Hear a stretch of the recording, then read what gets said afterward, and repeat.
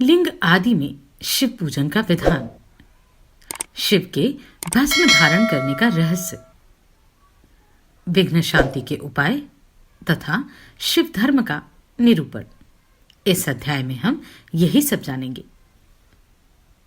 आप सभी से अनुरोध है कि यदि आप इन वीडियोस को लाइक, शेयर या सब्सक्राइब नहीं भी कर सकते तो इन्हें पूरा अवश्य सुनें और लाभान्वित हों।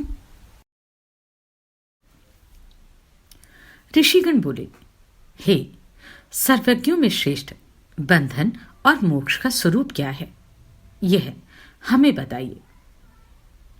सूत जी बोले, हे महर्षियों, मैं बंधन और मोक्ष का स्वरूप तथा मोक्ष के उपाय का वर्णन करूंगा। आप लोग आदर पूर्वक सुने। जो प्रकृति आदि 8 बंधनों से बंधा हुआ है वह जीव बद्ध कहलाता है, और जो उन 8 बंधनों से छूटा हुआ है उसे मुक्त कहते हैं। प्रकृति आदि को वश में कर लेना मोक्ष कहलाता है। बंधन आगंतुक है और मोक्ष स्वतः सिद्ध है। बद्ध जीव जब बंधन से मुक्त हो जाता है तब उसे मुक्त जीव कहते हैं। प्रकृति, बुद्धि, महतत्व, त्रिगुणात्मक अहंकार और 5 तन्मात्राएं, इन्हीं ज्ञानी पुरुष प्रकृत्या अष्टक मानते हैं। प्रकृति आदि 8 तत्वों के समूह से देह की उत्पत्ति हुई है। देह से कर्म उत्पन्न होता है और फिर कर्म से नूतन देह की उत्पत्ति होती है। इस प्रकार बार बार जन्म और कर्म होते रहते हैं। शरीर को स्थूल, सूक्ष्म और कारण के भेद से 3 प्रकार का जानना चाहिए। स्थूल शरीर अर्थात जागृत अवस्था में व्यापार कराने वाला, सूक्ष्म शरीर अर्थात जागृत और स्वप्न अवस्थाओं में इंद्रिय भोग प्रदान करने वाला, तथा कारण शरीर सुषुप्त अवस्था में आत्मानंद की अनुभूति कराने वाला कहा गया है। जीव को उसके प्रारब्ध कर्मानुसार सुख दुख प्राप्त होते हैं। वह अपने पुण्य कर्मों के फलस्वरूप सुख और पाप कर्मों के फलस्वरूप दुख प्राप्त करता है। अतः कर्म पाश से बंधा हुआ जीव अपने त्रिविध शरीर से होने वाले शुभाशुभ कर्मों द्वारा सदा चक्र की भांति बार बार घुमाया जाता है। इस चक्रवत भ्रमण की निवृत्ति के लिए चक्रकर्ता का स्तवन एवं आराधन करना चाहिए। प्रकृति आदि जो 8 पाश बतलाए गए हैं उनका समुदाय ही महाचक्र है, और जो प्रकृति से परे हैं वे परमात्मा शिव हैं। भगवान महेश्वर ही प्रकृति आदि महाचक्र के कर्ता हैं, क्योंकि वे प्रकृति से परे हैं। जैसे बकायन नामक वृक्ष का थाला जल को पीता और उगलता है, उसी प्रकार शिव प्रकृति आदि को अपने वश में करके उस पर शासन करते हैं। उन्होंने सबको वश में कर लिया है, इसलिए वे शिव कहलाते हैं। शिव ही सर्वज्ञ, परिपूर्ण तथा निष्प्रिय हैं। सर्वज्ञता, तृप्ति, अनादिबोध, स्वतंत्रता, नित्य, अलुप्त शक्ति आदि से संयुक्त होना और अपने भीतर अनंत शक्तियों को धारण करना।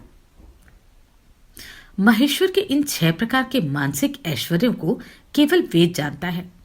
अतः भगवान शिव के अनुग्रह से ही प्रकृति आदि 8 तत्व वश में होते हैं।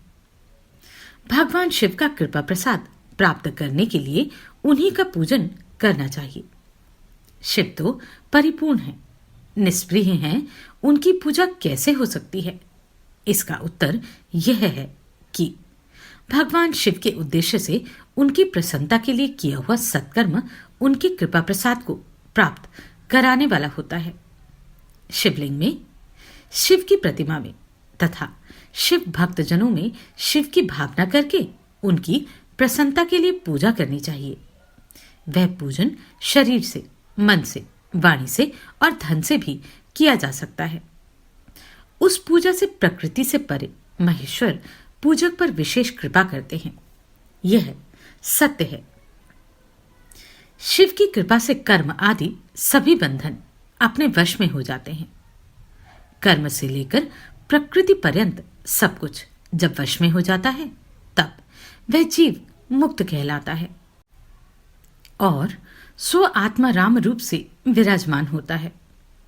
परमेश्वर शिव की कृपा से जब कर्मजनित शरीर अपने वश में हो जाता है तब भगवान शिव के लोक में निवास प्राप्त होता है। इसी को सालोक्य मुक्ति कहते हैं।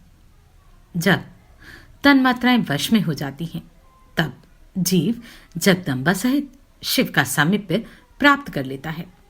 यह सामीप्य मुक्ति है। उसके आयुध आदि और क्रिया आदि सब कुछ भगवान शिव के समान हो जाते हैं। भगवान का महाप्रसाद प्राप्त होने पर बुद्धि भी वश में हो जाती है। बुद्धि प्रकृति का कार्य है, उसका वश में होना साष्टी मुक्ति कही गई है। पुनः भगवान का महान अनुग्रह प्राप्त होने पर प्रकृति वश में हो जाती है। उस समय भगवान शिव का मानसिक ऐश्वर्य बिना यत्न के ही प्राप्त हो जाएगा। सर्वज्ञता आदि जो शिव के ऐश्वर्य हैं, उन्हें पाकर मुक्त पुरुष अपनी आत्मा में ही विराजमान होता है।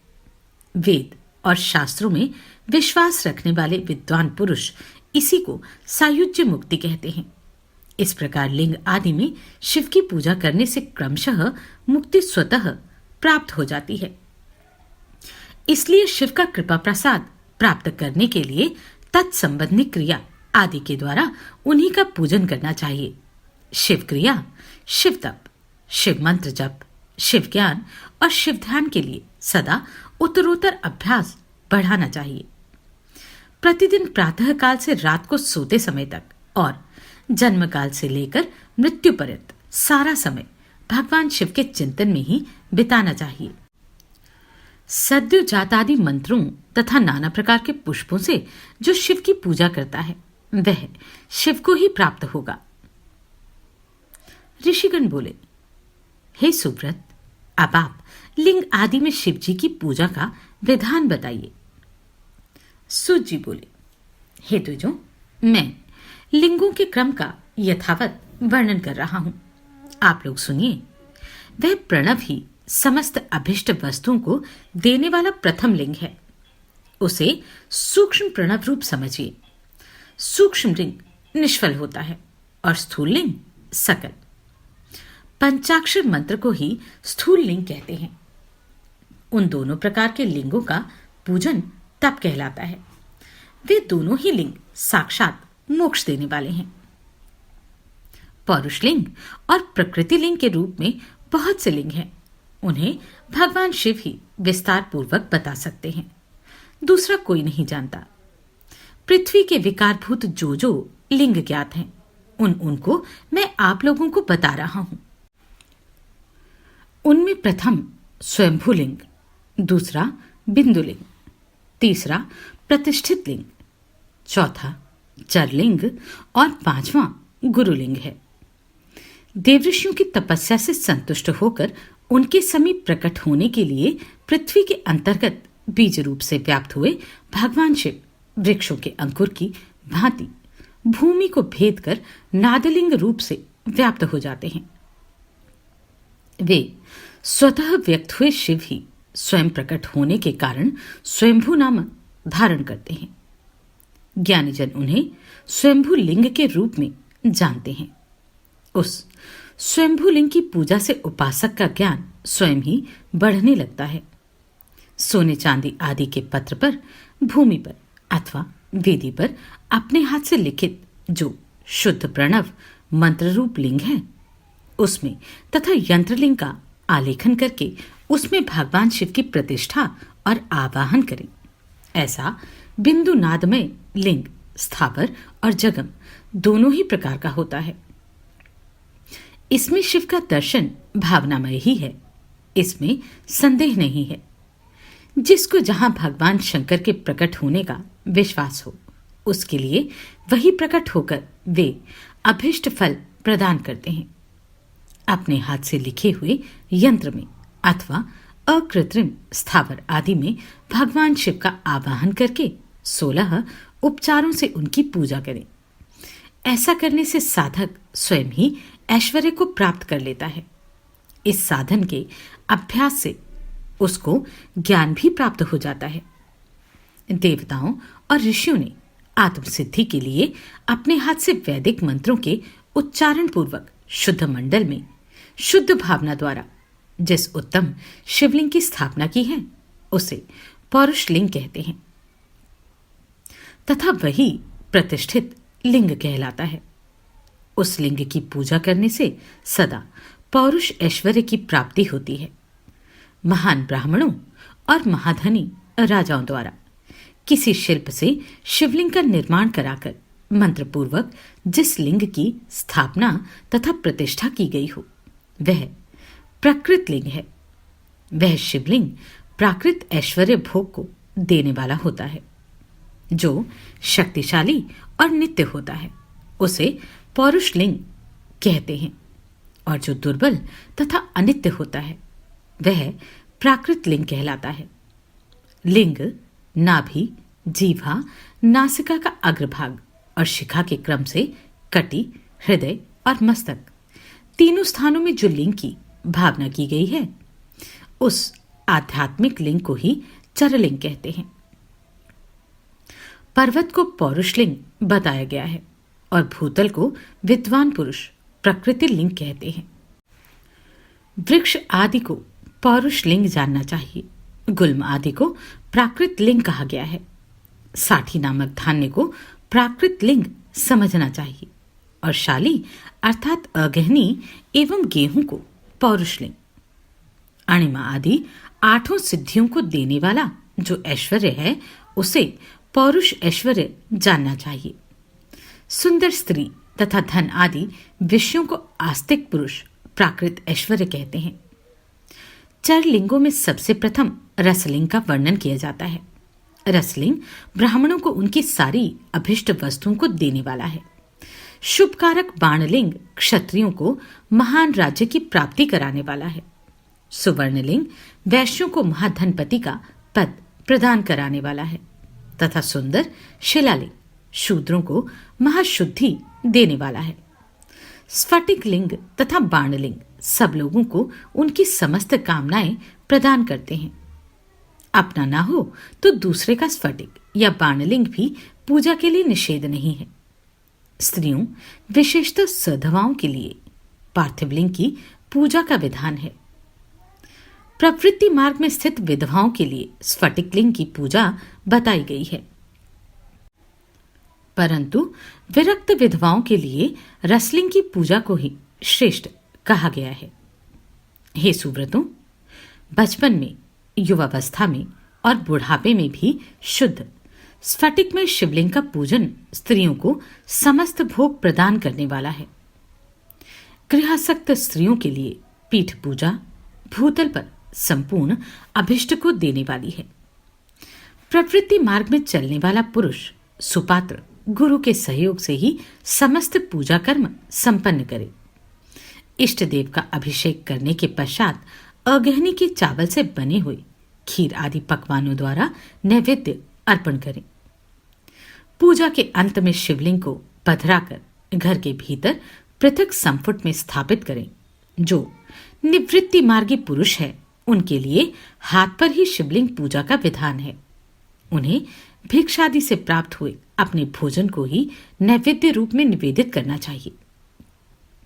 निवृत्त पुरुषों के लिए सूक्ष्म लिंग ही श्रेष्ठ बताया गया है।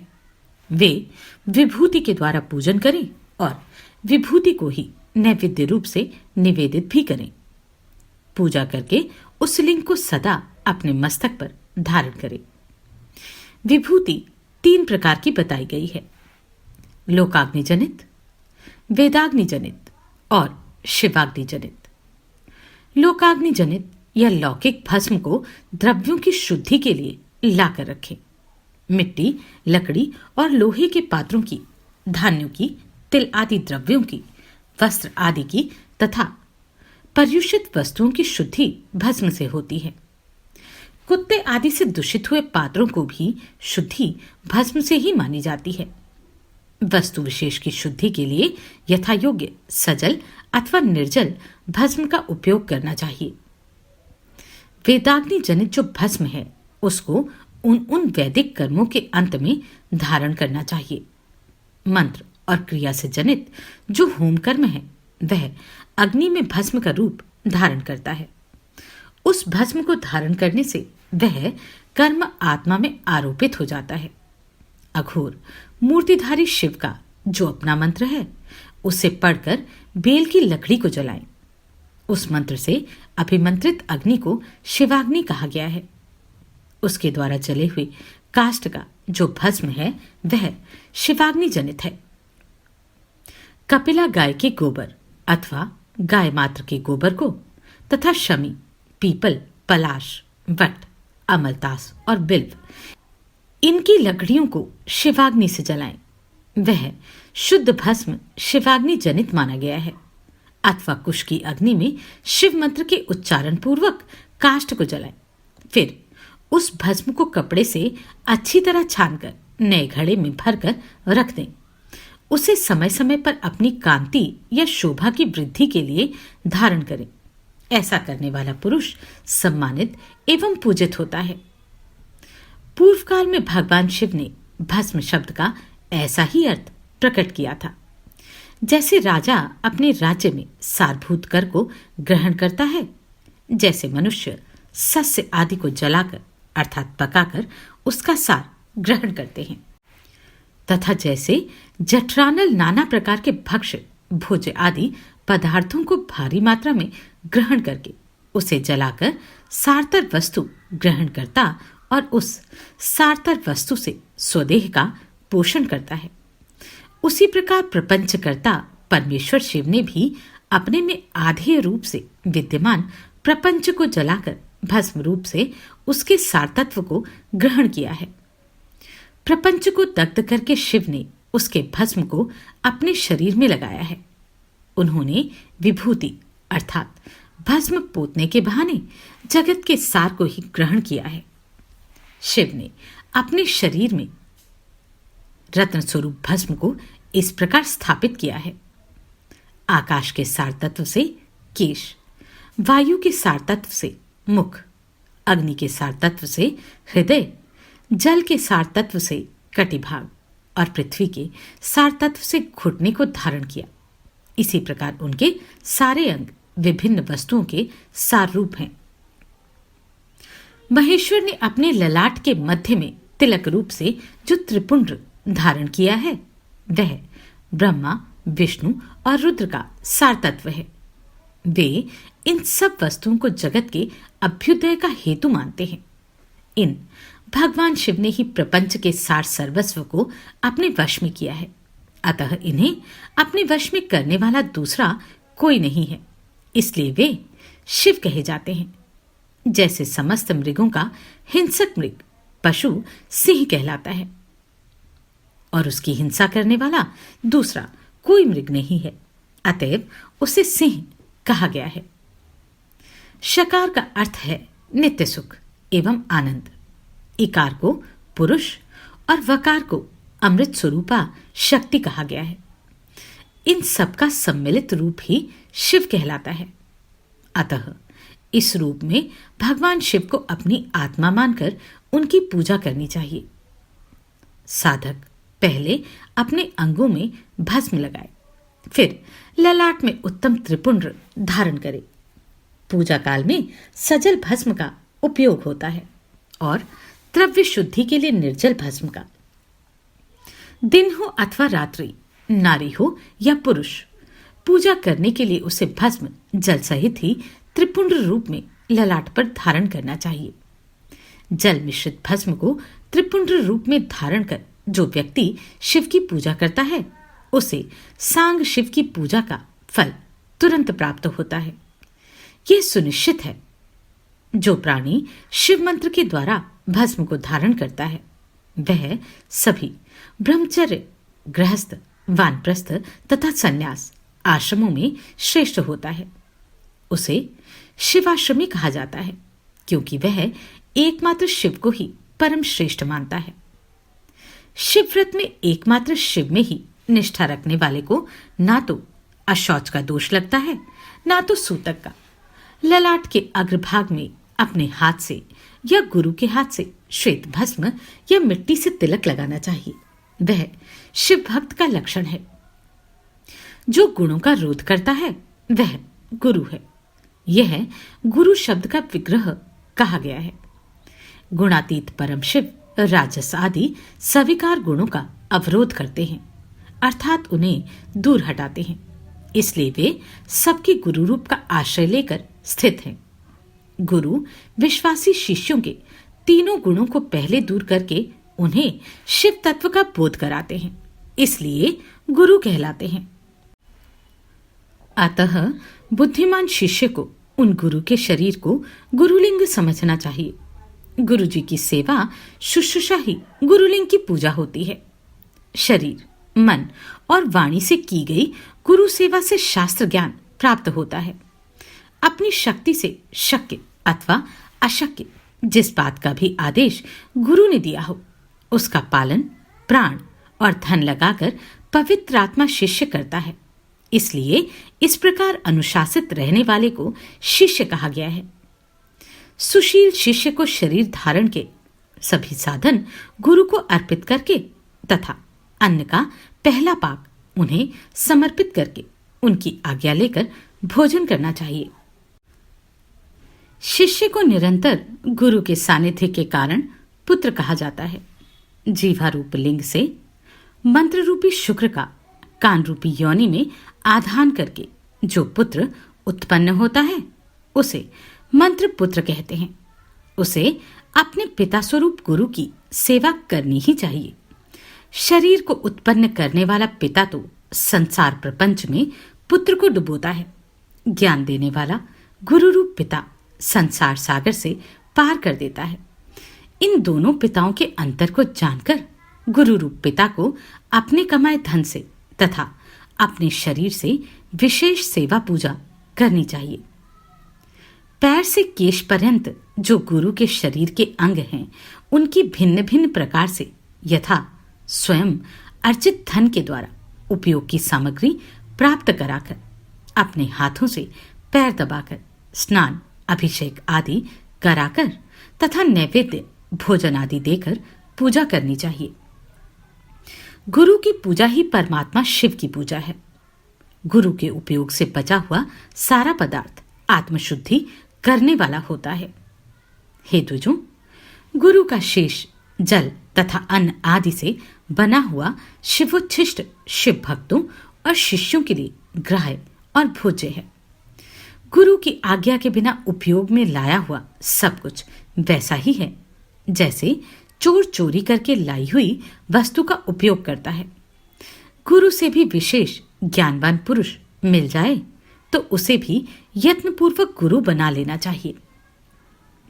अज्ञान रूपी बंधन से छूटना ही जीवन मात्र के लिए साध्य पुरुषार्थ है। अतः जो विशेष ज्ञानवान है वही जीव को उस बंधन से छुड़ा सकता है। कर्म की सांगोपांग पूर्ति के लिए पहले विघ्न शांति करनी चाहिए। निर्विघ्नता पूर्वक तथा सांग संपन्न हुआ कार्य ही सफल होता है। इसलिए सभी कर्मों के प्रारंभ में बुद्धिमान व्यक्ति को विघ्न विनाशक गणपति का पूजन करना चाहिए। सभी बाधाओं को दूर करने के लिए विद्वान व्यक्ति को सभी देवताओं की पूजा करनी चाहिए। ज्वर आदि ग्रंथि रोग आध्यात्मिक बाधा कही जाती है। पिशाच और सियार आदि का दिखना, बाम्बी का जमीन पर उठ आना, अकस्मात छिपकली आदि जंतुओं का गिरना, घर में कच्छप सांप दुष्ट स्त्री का दिखना, वृक्ष नारी और गौ आदि की प्रसूति का दर्शन होना आगामी दुख का संकेत होते हैं। अतः यह आदि भौतिक बाधा मानी जाती है। किसी अपवित्र वस्तु का गिरना, बिजली गिरना, महामारी, ज्वरमारी, हैजा, गौमारी, मसूरिका अर्थात एक प्रकार की शीतला रोग, जन्म नक्षत्र पर ग्रहण, संक्रांति, अपनी राशि में अनेक ग्रहों का योग होना तथा दुस्वप्न दर्शन आदि आदि दैविक बाधा कहे गए हैं। शब, चांडाल और पतित का स्पर्श अथवा इनका घर के भीतर आना भावी दुख का सूचक होता है। बुद्धिमान व्यक्ति को चाहिए कि उस दोष की शांति के लिए शांति यज्ञ करे। किसी मंदिर, गौशाला, यज्ञशाला अथवा घर के आंगन में जहां 2 हाथ पर ऊंची जमीन हो, उसे अच्छी तरह साफ करके उस पर एक भार धान रखकर उसे फैला दे। उसके बीच में कमल बनाए और कोण सहित 8 दिशाओं में भी कमल बना दे। फिर प्रधान कलश में सूत्र बांधकर तथा गूगल की धूप दिखाकर उसे बीच में तथा दिशाओं में बनाए गए कमलों पर अन्य 8 कलश स्थापित कर दे। 8 कलशों में कमल, आम्रपल्लव, कुशा डालकर गंध आदि पंचद्रव्यों से युक्त मंत्रपूत जल से उन्हें भरे। उन समस्त कलशों में नीलम आदि नवरत्नों को क्रमशः डालना चाहिए।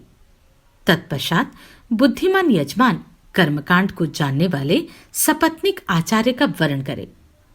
भगवान विष्णु की सुवर्ण प्रतिमा तथा इंद्रादि देवताओं की भी प्रतिमा बनाकर उन कलशों में छोड़े। पूर्ण पात्र से ढके मध्य कलश पर भगवान विष्णु का आवाहन करके उनकी पूजा करे। पूर्व दिशा से प्रारंभ करके सभी दिशाओं में मंत्रानुसार इंद्रादि का क्रमशः पूजन करना चाहिए। उनके नामों में चतुर्थी विभक्ति सहित नमः का प्रयोग करते हुए उनका पूजन करना चाहिए। आवाहन आदि सारे कार्य आचार्य द्वारा संपन्न कराएं तथा आचार्य और ऋत्विजों सहित उन देवताओं के मंत्रों को 100 बार जपें। कलशों की पश्चिम दिशा में जप के साथ होम करना चाहिए। हे विद्वंजनों, वह जप होम करोड़, लाख, हजार अथवा 108 की संख्या में हो सकता है। इस विधि से 1 दिन, 9 दिन अथवा 40 दिनों में देशकाल की व्यवस्था के अनुसार शांति यज्ञ यथोचित रूप में संपन्न करें। शांति के लिए शमी तथा वृत्ति अर्थात रोजगार के लिए पलाश की समिधा से अन्न, घृत तथा सुगंधित द्रव्यों से उन देवताओं के नाम अथवा मंत्रों से हवन करना चाहिए। प्रारंभ में जिस द्रव्य का उपयोग किया हो, अंत तक उसी का प्रयोग करते रहना चाहिए। अंतिम दिन पुण्य वाचन कराकर कलशों के जल से पोषण करना चाहिए। तत्पश्चात आहुति की संख्या के बराबर ब्राह्मणों को भोजन कराएं। हे विद्वानों, आचार्य और ऋत्विजों को हविष्य का भोजन कराना चाहिए। सूर्य आदि नवग्रहों का होम के अंत में पूजन करना चाहिए। ऋत्विजों को क्रमानुसार नवरत्नों की दक्षिणा देनी चाहिए। तत्पश्चात 10 दान करें और उसके बाद भूयसी दान करना चाहिए। बालक, यज्ञोपवीति, गृहस्थ आश्रमी और वानप्रस्थियों को धन का दान करना चाहिए। तत्पश्चात कन्या, सधवा और विधवा स्त्री को देने के अनंतर बची हुई तथा यज्ञ में बची हुई सारी सामग्री आचार्य को अर्पित कर देनी चाहिए। उत्पात, महामारी और दुखों के स्वामी यमराज माने जाते हैं, इसलिए यमराज की प्रसन्नता के लिए काल प्रतिमा का दान करना चाहिए। 100 निशक या 10 निशक के परिमाण की पाश और अंकुश धारण की हुई पुरुष के आकार की सुवर्ण प्रतिमा बनाए। उस सुवर्ण प्रतिमा का दक्षिणा सहित दान करना चाहिए। इसके बाद पूर्णायु प्राप्त करने हेतु तिल का दान करना चाहिए। रोग निवारण के लिए घृत में अपनी परछाई देखकर दान करना चाहिए। 1000 ब्राह्मणों को भोजन कराना चाहिए। धनाभाव में 100 अथवा यथाशक्ति ब्राह्मणों को भोजन कराना चाहिए। भूत आदि की शांति के लिए भैरव की महापूजा करें। अंत में भगवान शिव का महाभिषेक और नैवेद्य समर्पित करके ब्राह्मणों को भूरी भोजन कराना चाहिए। इस प्रकार यज्ञ संपन्न करने से दोषों की शांति हो जाती है। इस शांति यज्ञ का प्रतिवर्ष फागुन मास में आयोजन करना चाहिए। अशुभ दर्शन होने पर तुरंत अथवा 1 माह के भीतर यज्ञ का आयोजन करना चाहिए। महापाप हो जाए तो भैरव की पूजा करनी चाहिए। महाव्याधि हो जाए तो यज्ञ का पुनः संकल्प लेकर उसे संपन्न करना चाहिए। अकिंचन दरिद्र व्यक्ति तो केवल दीपदान कर दे, उतना भी ना हो तो स्नान करके कुछ दान कर दे। 108, 1000, 10,000, 1 लाख या 1 करोड़ मंत्रों से भगवान सूर्य को नमस्कार करें। इस नमस्कारात्मक यज्ञ से सभी देवता प्रसन्न हो जाते हैं। भगवान शिव की इस प्रकार प्रार्थना करें, मेरी बुद्धि आपके ज्योतिर्मय पूर्ण स्वरूप में लगी है। मुझ में जो अहंता है वह आपके दर्शन से नष्ट हो गई है। मैं अपनी देह से आपको प्रणाम करता हूं। हे प्रभु, आप महान हैं, आप पूर्ण हैं और मेरा स्वरूप भी आप ही हैं। तो भी इस समय मैं आपका दास हूं। इस प्रकार यथा योग्य नमस्कार पूर्वक स्व आत्मयज्ञ करना चाहिए। तत्पश्चात भगवान शिव को नैवेद्य देकर तांबूल समर्पित करना चाहिए। तब स्वयं 108 बार शिव की प्रदक्षिणा करनी चाहिए। 1000, 10,000, 1,00,000 या करोड़ प्रदक्षिणा दूसरों के द्वारा कराई जा सकती है। शिव की प्रदक्षिणा से सारे पापों का तत्क्षण नाश हो जाता है। दुख का मूल व्याधि है और व्याधि का मूल पाप में होता है। धर्माचरण से ही पापों का नाश बताया गया है। भगवान शिव के उद्देश्य से किया गया धर्माचरण पापों का नाश करने में समर्थ होता है। शिव के धर्मों में प्रदक्षिणा को प्रधान कहा गया है। क्रिया से जप रूप होकर प्रणव ही प्रदक्षिणा बन जाता है। जन्म और मरण का द्वंद्व ही माया चक्र कहा गया है। शिव का माया चक्र ही बलिपीठ है। बलिपीठ से आरंभ करके प्रदक्षिणा के क्रम से एक पैर के पीछे दूसरा पैर रखते हुए बलिपीठ में पुनः प्रवेश करना चाहिए। तत्पश्चात नमस्कार करना चाहिए। उसे प्रदक्षिणा कहा जाता है। बलिपीठ से बाहर निकलना जन्म प्राप्त होना और नमस्कार करना ही आत्मसमर्पण है। जन्म और मरण रूप द्वंद्व भगवान शिव की माया से प्राप्त है, जो इन दोनों को शिव की माया को ही अर्पित कर देता है। वह फिर शरीर के बंधन में नहीं पड़ता। जब तक शरीर रहता है तब तक जो क्रिया के ही अधीन है वह जीव बद्ध कहलाता है। स्थूल, सूक्ष्म और कारण तीनों शरीरों को वश में कर लेने पर जीव का मोक्ष हो जाता है, ऐसा ज्ञानी पुरुषों का कथन है। माया चक्र के निर्माता भगवान शिव ही परम कारण है। वे अपनी माया के दिए हुए द्वंद्व का स्वयं ही परिमार्जन करते हैं। अतः शिव के द्वारा कल्पित हुआ द्वंद्व उन्हीं को समर्पित कर देना चाहिए। हे विद्वानों, प्रदक्षिणा और नमस्कार शिव को अति प्रिय है, ऐसा जानना चाहिए। भगवान शिव की प्रदक्षिणा, नमस्कार और षोडशोपचार पूजन अत्यंत फलदायी होता है। ऐसा कोई पाप इस पृथ्वी पर नहीं है जो शिव प्रदक्षिणा से नष्ट ना हो सके। इसलिए प्रदक्षिणा का आश्रय लेकर सभी पापों का नाश कर देना चाहिए। जो शिव की पूजा में तत्पर हो वह मौन रहे, सत्य आदि गुणों से संयुक्त हो तथा क्रिया, जब तक ज्ञान और ध्यान में से एक एक का अनुष्ठान करता रहे। ऐश्वर्य, दिव्य शरीर की प्राप्ति, ज्ञान का उदय, अज्ञान का निवारण और भगवान शिव के सामीप्य का लाभ, ये क्रमशः क्रिया आदि के फल हैं। निष्काम कर्म करने से अज्ञान का निवारण हो जाने के कारण शिव भक्त पुरुष उसके यथोक्त फल को पाता है। शिव भक्त पुरुष देश, काल, शरीर और धन के अनुसार यथा योग्य क्रिया आदि का अनुष्ठान करे। न्यायोपार्जित उत्तम धन से निर्वाह करते हुए विद्वान पुरुष शिव के स्थान में निवास करे। जीव हिंसा आदि से रहित और अत्यंत कलेश शून्य जीवन बिताते हुए पंचाक्षर मंत्र के जप से अभिमंत्रित अन्न और जल को सुख स्वरूप माना गया है। अथवा यह भी कहते हैं कि दरिद्र पुरुष के लिए भिक्षा से प्राप्त हुआ अन्न ज्ञान देने वाला होता है। शिव भक्त को भिक्षान प्राप्त हो तो वह शिव भक्ति को बढ़ाने वाला होता है। शिव योगी पुरुष भिक्षान को शंभु सत्र कहते हैं। जिस किसी भी उपाय से जहां कहीं भी भूतल पर शुद्ध अन्न का भोजन करते हुए सदा मौन भाव से रहें और अपने साधन का रहस्य किसी पर प्रकट न करें। भक्तों के समक्ष ही शिव के महात्म्य को प्रकाशित करें। शिव मंत्र के रहस्य को भगवान शिव ही जानते हैं, दूसरा कोई जान नहीं पाता। शिव भक्त को सदा शिवलिंग के आश्रित होकर वास करना चाहिए। हे ब्राह्मणों, शिवलिंग आश्रय के प्रभाव से वह भक्त भी शिवरूप ही हो जाता है। चरलिंग की पूजा करने से वह क्रमशः अवश्य ही मुक्त हो जाता है।